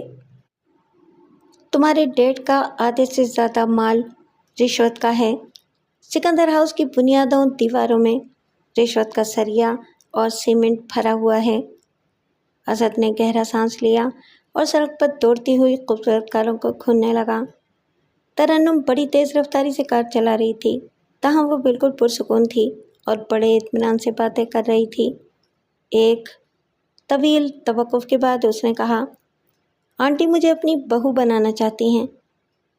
یہ تمہارا اور ان کا مسئلہ ہے، یہ آپ کا مسئلہ بھی ہے۔ بہو بنانے کے لیے ایک عدد بیٹا قربان کرنا پڑتا ہے۔ میں قربان ہو چکا ہوں، میری ایک بیوی اور 2 بچے موجود ہیں، تم کوئی اور دروازہ کھٹکھٹاؤ۔ اس بیچاری شاداں پر رحم کریں، سارا دن اوپر کی منزل پر ٹنگی رہتی ہے، جائے بھی کہاں، نہ کسی سے بات کر سکتی ہے اور نہ کسی کی بات سمجھ سکتی ہے، قیدیوں کی طرح ادھر ادھر دیکھتی رہتی ہے، بچے بھی سہمے سہمے نظر آتے ہیں۔ میرا مشورہ مانیں تو شاداں کو آزاد کرتے ہیں، وہ ہماری سوسائٹی میں شامل نہیں ہو سکتی، اس ماحول میں وہ پاگل ہو جائے گی۔ یہ بات اسد کو بھی پریشان کر رہی تھی۔ اس کی بیوی بچوں کے ساتھ گھر والوں کا سلوک اچھا نہیں تھا، ہر شخص ان کے ساتھ طنزیہ اور ماندانہ لہجے میں بات کرتا تھا۔ یہی وجہ تھی کہ ارشاد بی بی اپنے کمرے سے کم ہی باہر نکلتی تھی، لیکن اس گھٹن کے باوجود وہ کبھی حرف شکایت زبان پر نہیں لائی تھی۔ میں اپنی بیوی کو تم سے زیادہ سمجھتا ہوں، اسد نے کہا، تمہیں ان کے لیے پریشان ہونے کی ضرورت نہیں ہے۔ ممی ڈیڈی کو کیا جواب دیں گے؟ وہ بہت جلد آپ کی شادی کا اعلان کرنے والے ہیں۔ اگر کوئی لڑکی میرے بیوی بچوں کو قبول کرتے ہوئے شادی کے لیے رضامند ہوگی تو شاید میں اس کے بارے میں کچھ سوچوں۔ فرض کیجئے میں آپ کے بیوی بچوں کو قبول کر لیتی ہوں اور آپ اسے شادی بھی کر لیتے ہیں، لیکن اس کے بعد کیا ہوگا؟ شاداں اور اس کے بچوں کا اس گھر میں کیا مقام ہوگا؟ یہ بات تمہیں سوچنی پڑے گی کہ تمہارا میرے گھر میں کیا مقام ہوگا، اور میرا گھر وہ ہوگا جہاں میں رہوں گا۔ آپ سکندر ہاؤس چھوڑ کر کہاں جائیں گے؟ میں کہیں بھی جا سکتا ہوں، بھٹ کر بھی جا سکتا ہوں، کیا اپنی زندگی کا میں خود ہی مالک نہیں ہوں؟ گاؤں میں رہنے کا تو میں تصور بھی نہیں کر سکتی۔ اچھا ہوا آپ نے یہ ذکر کر دیا، میں آنٹی سے کہہ کر یہ شرط پہلے ہی لکھوا لوں گی کہ آپ مجھے کراچی میں رکھیں گے۔ مس ترنم، میں دیہاتی ضرور ہوں لیکن احمق نہیں ہوں، شرطیں میں لکھواؤں گا۔ اوہ خوب، بہت خوب، مثلاً آپ کیا شرطیں لکھوائیں گے؟ میری سب سے بڑی شرط یہ ہوگی کہ تم میری اتنی ہی عزت اور وفاداری کرو گی جتنی ارشاد بی بی کرتی ہے۔ مثلاً تم نے خود کہا ہے کہ ارشاد قیدیوں کی سی زندگی گزار رہی ہے، مگر اس نے ایک دفعہ بھی شکایت نہیں کی۔ بیچاری شکایت کرنے کی ہمت کہاں سے لائے؟ تم جس کو ہمت سمجھتی ہو، میں اس کو بے وفائی سمجھتا ہوں۔ وفاداری یہ ہے کہ انسان برے وقت میں بھی ساتھ دے۔ ترنم نے کار واپس موڑنے کے لیے انڈیکیٹر دینا شروع کر دیا، بولی، آپ کو بدلنے میں بہت وقت لگے گا۔ اسد علی اس کی بات پر فقط مسکرا دیا۔ چند روز کے بعد سکندر علی نے اسد کو اپنے پاس بلایا اور ایک شخص سے ملوایا جس کی شکل بدماشوں جیسی تھی۔ اس کا نام حیدر بخش تھا اور اس نے بڑی بڑی مونچھیں رکھی ہوئی تھیں۔ رسمی بات چیت کے بعد سکندر علی نے کہا، اسد بیٹے، میں نے اپنی پارٹی سے بات کر لی ہے، آئندہ انتخابات میں تمہیں صوبائی اسمبلی کا ٹکٹ دیا جائے گا۔ اگر تم کامیاب ہو گئے تو میں تمہیں وزارت دلانے کی کوشش بھی کروں گا۔ ایک گھر کے 3-4 ممبر ہوں تو اس سے سودے بازی کی طاقت مضبوط ہو جاتی ہے۔ تم عوام سے رابطہ وغیرہ شروع کر دو اور کچھ اپنے لیے بھی کرو۔ عوام سے رابطہ تو میں بڑی خوشی سے کروں گا، اسد نے کہا، لیکن اپنے لیے مجھے کیا کرنا چاہیے؟ سکندر علی نے ایک وزٹنگ کارڈ بیٹے کو دیا اور کہا، کل اس شخص کے پاس چلے جاؤ، اس سے میں نے تمہارے لیے پلاٹ کی بات کی ہے۔ یہ تمہیں چند موزوں پلاٹ کے نقشے دکھائے گا، ان میں سے کوئی بڑا پلاٹ اپنے لیے منتخب کر لینا۔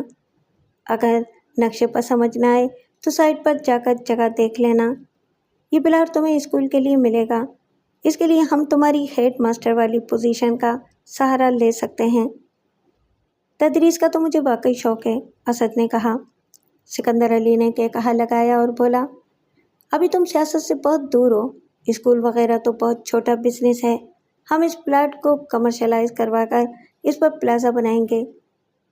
لیکن ڈیڈی، اسکول کے پلاٹ کو کاروباری مقصد کے لیے استعمال نہیں کیا جا سکتا، اور ویسے بھی یہ مجرمانہ فعل ہوگا۔ انسان کے پاس اختیار ہو تو سب کچھ کیا جا سکتا ہے، اور تم فکر نہیں کرو، ہم کوئی مجرمانہ فعل نہیں کریں گے، ہر کام قانون کے مطابق ہوگا، پلاٹ کو پراپر اتھارٹی سے کمرشلائز کروائیں گے۔ اس نے سائڈ ٹیبل کی طرف سے ایک پستول اور چند کاغذات نکال کر اسد کی طرف بڑھائے۔ یہ پستول حفاظت کے لیے اپنے پاس رکھو، اور یہ اس کا لائسنس ہے، اور یہ دوسرا ڈرائیونگ لائسنس ہے۔ یہ کاغذات حیدر بخش آج ہی تیار کروا کے لایا ہے۔ اسد نے تامل کرتے ہوئے وہ چیزیں لے لیں۔ سکندر علی نے حیدر بخش سے کہا، دوسرا کام 1 ہفتے کے اندر ہو جانا چاہیے۔ بالکل ہو جائے گا سائیں۔ حیدر بخش نے اسد کی طرف دیکھتے ہوئے کہا، چھوٹے سرکار سے بھی مشورہ کر لیں، اسد کا فیصلہ بھی وہی ہوگا جو میرا ہے۔ سکندر علی نے کہا، اسد بیٹے، آج کل اغوا برائے تاوان کی سزا موت ہے، تمہارا کیا خیال ہے؟ مجھے قانون کا زیادہ علم نہیں ہے، اگر قانون میں اغوا کی یہی سزا ہے تو ٹھیک ہی ہوگی۔ حیدر بخش نے وضاحت کرتے ہوئے کہا، بات یہ ہے سرکار کہ ہم نے آپ کو اغوا کرنے والے کا سراغ لگا لیا ہے، لیکن مسئلہ یہ ہے کہ 25 سال پرانے کیس کو عدالت میں ثابت نہیں کیا جا سکتا، اس لیے خان صاحب نے خود ہی سزا سنا دی ہے۔ اسد کو یہ فیصلہ اچھا نہیں لگا، بولا، میرا خیال ہے کہ کسی کو صفائی کا موقع دیے بغیر سزا نہیں دینی چاہیے۔ ملزمہ نے اقرار جرم کر لیا ہے، حیدر بخش نے کہا۔ سکندر علی نے سخت نظروں سے حیدر بخش کو گھورا، واضح طور پر اسے یہ انکشاف پسند نہیں آیا تھا۔ کیا مجھے کسی عورت نے اغوا کیا تھا؟ اس کا خیال فوراً رحمت بی بی کی طرف چلا گیا تھا۔ ہاں وہ ایک عورت ہی ہے، سکندر اٹھتے ہوئے بولا، لیکن تمہیں اس معاملے میں پریشان ہونے کی ضرورت نہیں ہے۔ وہ حیدر بخش کے ہمراہ کمرے سے نکل گیا۔ اسد علی ان تمام الجھے ہوئے معاملات پر غور کرتا ہوا اوپر پہنچ گیا۔ لیونگ روم سے 2 عورتوں کے بولنے کی آواز آ رہی تھی۔ اس نے ایک پہچانی آواز ارشاد بی بی کی تھی، دوسری آواز اسد نہیں پہچان سکا۔ اس نے کمرے میں قدم رکھا تو یہ دیکھ کر اسے خوشگوار تعجب ہوا کہ دوسری عورت اس کی بہن مہر النساء تھی۔ مہر النساء کی شادی ہو چکی تھی اور وہ 2 بچوں کی ماں تھی۔ اسد نے محسوس کیا تھا کہ مہر النساء کا رویہ دیگر افراد سے مختلف تھا۔ وہ اس کے بیوی بچوں سے اخلاق سے پیش آتی تھی اور دوسروں کی طرح ان کو دیکھ کر کبھی تیوری نہیں چڑھاتی تھی۔ اسد بھائی، میں آپ سے ایک ضروری بات کرنے آئی ہوں، اس نے رسمی کلمات کے بعد کہا۔ آپ مصروف تو نہیں؟ بالکل نہیں، اسد نے خوش دلی سے کہا۔ اگر مصروف بھی ہوتا تو انکار نہ کرتا۔ وہ صوفے پر بیٹھ گیا۔ فی الحال میں یہاں کے حالات اور مزاج کو سمجھنے کی کوشش کر رہا ہوں، اور اسے سمجھنے کے لیے زیادہ سے زیادہ سننا ضروری ہے۔ مہر النساء اداسی سے مسکرائی، بولی، آپ 25 سال میں بھی یہاں کے حالات کو نہیں سمجھ پائیں گے۔ پھر وہ اصل بات کی طرف آتے ہوئے بولی، میں آپ کو اپنے گھر لے جانے کے لیے آئی ہوں، امید ہے کہ بھابھی کو اس پر کوئی اعتراض نہیں ہوگا۔ اس نے مسکرا کر ارشاد بی بی کی طرف دیکھا۔ جی، مجھے کوئی اعتراض نہیں ہے، مہر النساء نے اسد سے کہا۔ اگر آپ میرے ساتھ جائیں گے تو ممی اعتراض کریں گی، اس لیے آپ اشرف ڈرائیور سے کہیں کہ وہ آپ کو ہمارے گھر پہنچا دے۔ اشرف بہت پرانا اور وفادار ڈرائیور ہے، اس نے مجھے گود میں کھلایا ہوا ہے۔ اشرف ڈرائیور اگرچہ بوڑھا ہو چکا تھا مگر اس کے بال ہنوز سیاہ تھے۔ وہ اسد کی گاڑی کے پاس ہی موجود تھا۔ اس نے اسد کو دیکھ کر مستعدی سے سیٹ کا دروازہ کھولا اور اس کے بیٹھنے کے بعد ڈرائیونگ سیٹ پر جا بیٹھا۔ صاحب، میں آپ کا پرانا نمک خوار ہوں، وہ گاڑی اسٹارٹ کرتے ہوئے بولا۔ میں آپ دونوں بھائیوں کو کلفٹن اور فریئر ہال سیر کرانے کے لیے لے جایا کرتا تھا۔ شکریہ اشرف بابا، میں بھی سوچ رہا تھا کہ آپ کی شکل کچھ مانوس سی کیوں لگتی ہے۔ آپ نے گاڑی تو اسٹارٹ کر دی مگر یہ نہیں پوچھا کہ جانا کہاں ہے۔ میں آپ کو بی بی مہر النساء کے گھر لے جا رہا ہوں، اشرف ڈرائیور نے کہا اور گاڑی آگے بڑھا دی۔ مہر النساء کے بنگلے میں ایک خوش شکل اور ادھیڑ عمر عورت نے اسد کا استقبال کیا اور اسے آراستہ ڈرائنگ روم میں بٹھایا۔ اسد نے یہی اندازہ لگایا کہ وہ مہر النساء کی ساس تھی۔ چند منٹوں کے بعد مہر النساء وہاں پہنچ گئی اور ادھیڑ عمر خاتون کا تعارف کراتے ہوئے کہا، اسد بھائی، یہ میری امی ہیں۔ تمہاری امی؟ اسد نے حیرانی سے کہا، میں سمجھا نہیں۔ میں سمجھاتی ہوں، ادھیڑ عمر خاتون نے کہا، وہ سعیدہ بیگم تھی، بیٹی تم بھائی کے لیے چائے بنا لاؤ۔ مہرونیسا کچن کی طرف چلی گئی اور سعیدہ بیگم نے مختصر الفاظ میں 25 سال پرانا واقعہ بیان کر دیا۔ اس نے اشرف ڈرائیور کے کردار کا ذکر نہیں کیا اور خود کو سکندر علی کی بیوی ظاہر کیا۔ اس ضمن میں صرف اتنا کہا کہ اس نے سکندر علی کے اصرار پر خفیہ شادی کر لی تھی، لیکن مہرونیسا کی پیدائش کے بعد سکندر علی نے اسے قطع تعلق کر لیا تھا۔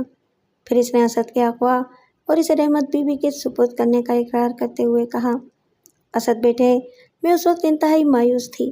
میں نے تمہارے ڈیڈی کو سمجھانے کی پوری کوشش کی، مگر وہ مجھے تحفظ دینے پر تیار نہیں ہوئے، بلکہ الٹا دھمکیوں پر اتر آئے۔ میرا مستقبل برباد ہو رہا تھا اور میری سمجھ میں نہیں آ رہا تھا کہ کیا کروں۔ اس مایوسی کے عالم میں نے تمہیں اغوا کر لیا، لیکن میں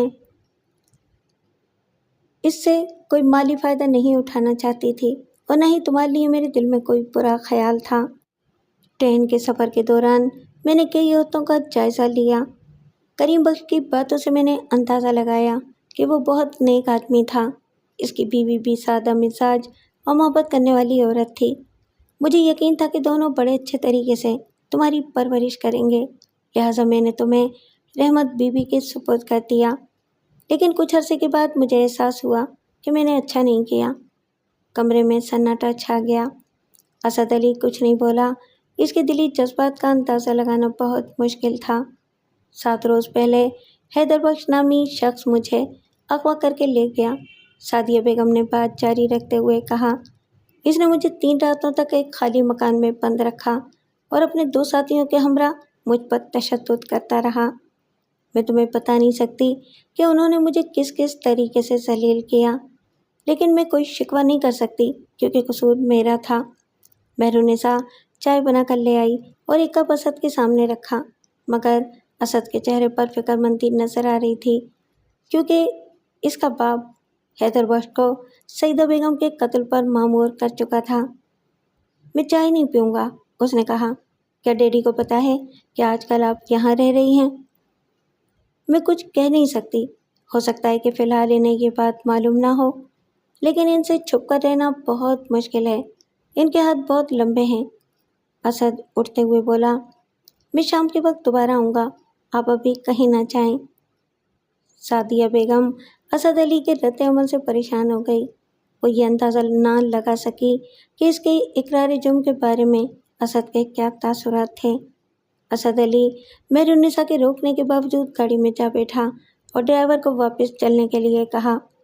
جب ان کی گاڑی سکندر ہاؤس کے قریب پہنچی تو 2 آدمی جو وضع قطع سے دیہاتی معلوم ہوتے تھے اچانک کہیں سے نکل کر گاڑی کے سامنے آ گئے۔ اگر اشرف بر وقت بریک نہ لگاتا تو حادثہ ہو جاتا۔ اس نے گاڑی رکتے ہی دیہاتیوں کو ڈانٹنا شروع کر دیا، لیکن اسد علی نے دونوں کو پہچان لیا۔ وہ بھٹکر کے رہنے والے تھے، ایک کا نام منصور اور دوسرے کا نام بشیر احمد تھا۔ اسد نے گاڑی سے باہر نکل کر دونوں سے ہاتھ ملایا اور حال احوال پوچھا۔ بشیر احمد نے دونوں ہاتھوں سے اپنا سر پیٹتے ہوئے کہا، بابو امیر بخش، آپ تو یہاں کاروں اور بنگلوں میں عیش کر رہے ہیں اور ادھر بھٹکر میں کوہرام مچا ہوا ہے۔ کیوں؟ کیا ہوا؟ پولیس نے آپ کے بابا اور ماں کو اسی دن گرفتار کر لیا تھا اور ابھی تک نہیں چھوڑا۔ ان بیچاروں کی حالت بہت خراب ہے۔ پولیس والے ہر دوسرے تیسرے دن گاؤں آتے ہیں اور 2-3 شریف آدمیوں کو پکڑ کر لے جاتے ہیں، ان پر تشدد کرتے ہیں اور انہیں آپ کے ماں باپ کے خلاف بیان دینے پر مجبور کرتے ہیں۔ یہ سب کچھ سن کر اسد علی کا خون کھول اٹھا۔ اس نے کہا کہ تم نے مجھے پہلے کیوں نہیں بتایا؟ ہم تو جی 20-25 دن سے یہاں دھکے کھا رہے ہیں۔ 2 دفعہ آپ کے چوکیداروں نے ہمیں مارا اور 1 دفعہ پولیس کے حوالے کر دیا۔ انہوں نے 7-8 دن تک ہمیں حوالات میں بند رکھا اور مارا بھی۔ ہمیں پتہ نہیں تھا کہ شہر کے لوگ اتنے ظالم ہیں۔ ٹھیک ہے، تم لوگ ادھر ہی بیٹھو، میں آدھے پونے گھنٹے تک واپس آتا ہوں۔ وہ گاڑی میں بیٹھ کر سکندر ہاؤس پہنچا اور بیوی سے کہا، بچوں کو لے کر نیچے آ جاؤ، ہم واپس بھٹ کر جا رہے ہیں، اور دیکھو یہاں کی کوئی چیز ساتھ نہیں لینی۔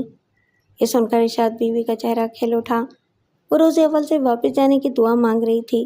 اس نے اپنا مختصر سامان جو وہ بھٹکر سے ساتھ لائی تھی اکٹھا کیا اور بچوں کے ہمراہ نیچے پہنچ گئی۔ یہ خبر پورے سکندر ہاؤس میں پھیل گئی۔ اس وقت سکندر علی اور اس کے دوسرے بیٹے گھر میں موجود نہیں تھے۔ فرزانہ بیگم تقریباً دوڑتی ہوئی باہر پہنچی اور بیٹے سے پوچھا، اسد بیٹے کہاں جا رہے ہو؟ اپنے ماں باپ کے پاس۔ تمہارا دماغ تو ٹھیک ہے؟ وہ بھوکے ننگے تمہارے ماں باپ نہیں ہیں، ادھر ہی ٹھہرو، میں ابھی واپس آتی ہوں، فرزانہ بیگم نے کہا اور شوہر کو فون کرنے کے لیے اندر بھاگی۔ اسد نے ڈرائیور سے کہا، مجھے کسی ایسی جگہ لے چلو جہاں سے گاڑی کرائے پر مل سکتی ہو، اور راستے سے ان 2 آدمیوں کو بھی لے لینا جن کو میں انتظار کرنے کا کہہ کر آیا ہوں۔ تقریباً 6 گھنٹے بعد کرائے کی ٹویوٹا ویگن اس تھانے کے سامنے پہنچ کر رکی جس میں کریم بخش اور رحمت بی بی بند تھے۔ ویگن کی پچھلی سیٹ پر بشیر احمد اور منصور بیٹھے ہوئے تھے۔ اس سے اگلی set per Sadia Begum, Irshad be be اور اس کے بچے بیٹھے ہوئے تھے۔ اسد علی فرنٹ سیٹ پر بیٹھا ہوا تھا۔ وہ گاڑی سے اتر کر تھانے کے اندر چلا گیا۔ تھانے دار نے اسے پہلی ہی نظر میں پہچان لیا کیونکہ اس روز وہ بھی سادہ لباس میں سکندر علی کے ہمراہ تھا۔ اس نے اپنی سیٹ سے اٹھ کر اسد علی کو سلام کیا اور کہا، اسد صاحب تشریف لائیں، کیسے آنا ہوا؟ مجھے پتہ چلا ہے کہ میرے بابا اور ماں کو آپ نے حوالات میں بند کیا ہوا ہے، اسد نے کہا۔ وہ بڑی صاحب کا حکم تھا، ان دونوں پر آپ کے اغوا کا الزام ہے، ہم تفتیش کر رہے ہیں۔ آپ نے FIR تو نہیں کاٹی؟ جی نہیں، ابھی صرف تفتیش ہو رہی ہے۔ ان دونوں کو چھوڑ دیں، انہوں نے مجھے پال پوس کر اتنا بڑا کیا ہے، مجھے محبت و شفقت دی ہے، کیا ان کے احسانات کا یہ بدلہ ہے کہ انہیں جیل میں بند کر دیا جائے؟ تھانے دار نے ایک حوالدار کو بلا کر کہا کہ کریم بخش اور رحمت بی بی کو حوالات سے نکال لائے۔ اسد نے حوالدار سے کہا، دونوں کو باہر ویگن میں بٹھاؤ، میں بھی آتا ہوں۔ پھر وہ تھانے دار کی طرف متوجہ ہوا۔ ڈیڈی کو پورے حالات کا علم نہیں ہے، میں کسی وقت آپ کو پوری کہانی سناؤں گا۔ مجھے کراچی سے اغوا کیا گیا تھا اور ان دونوں نے اپنی پوری زندگی میں کراچی نہیں دیکھا۔ میں تو پہلے ہی دن سمجھ گیا تھا، تھانے دار نے کہا، یہ اغوا والی شکل ہی نہیں ہے، لیکن ہم حکم کے بندے ہیں، اوپر سے آرڈر مل جائے تو کارروائی کرنی ہی پڑتی ہے۔ دونوں باتیں کرتے ہوئے باہر پہنچ گئے۔ اس وقت کریم بخش اور رحمت بی بی ویگن میں بیٹھ رہے تھے۔ ان کی حالت بہت خراب ہو رہی تھی۔ اماں، بابا، مجھے معاف کر دینا، اسد نے ان کے قریب جا کر کہا، مجھے آج ہی اس بات کا علم ہوا ہے۔ دونوں نے کمزور سی آواز میں کہا اور دعائیں دیں۔ اسد نے انہیں سہارا دے کر گاڑی میں بٹھایا اور سعدیہ بیگم کا تعارف کرایا۔ اسی لمحے ایک پجیرو دھول اڑاتی ہوئی اس طرف آتی دکھائی دی۔ اسد دروازہ بند کرتے کرتے رک گیا اور آنے والی گاڑی کی طرف دیکھنے لگا۔ وہ اس کے ڈیڈی کی گاڑی تھی۔ گاڑی قریب پہنچ کر رک گئی۔ اگلی سیٹ پر منور علی بیٹھا ہوا تھا۔ سکندر علی پچھلی سیٹ پر تھا۔ اس کے ساتھ 2 محافظ بھی تھے۔ منور علی گن ہاتھ میں لیے ہوئے باہر نکلا اور سعدیہ بیگم کی طرف اشارہ کرتے ہوئے بولا، اس عورت کو باہر نکالو۔ کیا بات ہے بھائی جان، اسد نے پرسکون لہجے میں کہا، آپ نے جو کچھ کہنا ہے مجھ سے کہیں۔ سکندر علی باہر آیا اور اسد سے مخاطب ہو کر بولا، بیٹے تم نے اچھا نہیں کیا، تمہیں مجھ سے پوچھ لینا چاہیے تھا۔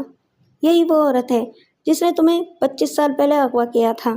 اس نے ایک بار پھر وہی حرکت کی ہے اور اب اس کے لیے معافی کی کوئی گنجائش نہیں ہے، منور علی نے کہا۔ وہ 5 قدم کے فاصلے پر گن تانے کھڑا تھا۔ عورت باہر نکلو۔ منور بھائی، شاید آپ کو پوری بات معلوم نہیں ہے، اسد نے کہا۔ سعدیہ بیگم کے صبر کا پیمانہ لبریز ہو گیا۔